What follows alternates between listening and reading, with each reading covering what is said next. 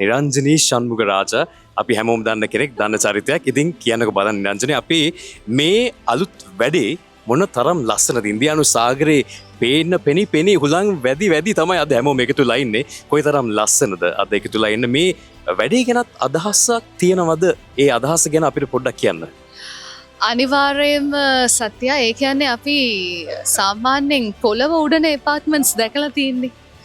මුහුද උහුලඟ විඳමින් මේ වගේ ඇට්මොස්ෆියර් එකක මේ වගේ ලොකේෂන් එකක ලක්ෂරියස් එපාර්ට්මන්ට් එකක් තමන්ගේ කරගන්න කවුද අකමැති වෙන්නේ?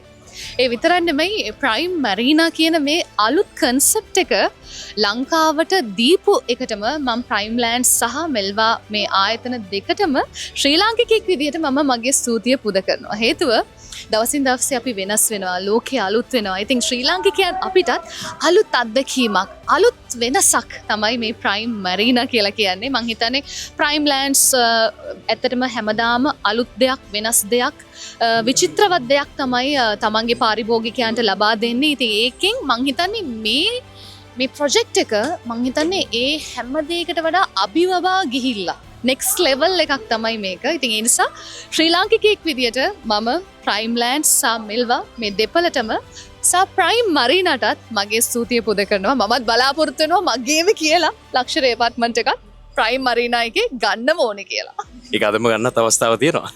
අනිවාර්යයෙන්ම ආරාධනා කරනවා අපේ ශ්‍රී ලාංකිකයන්ට සහ විදේශගත හැමෝටම ලෝකෙ පුරාම ඉන්න හැමෝටම ලංකාව ඇතුලේ අලුත් ලංකාවක් බිහි කරපු මේ තැන ඇතුලේ ඔයාලටම කියලා ලක්ෂරියස් එපාර්ට්මන්ට් එකක් අදම අයිති කරගන්න කියලා.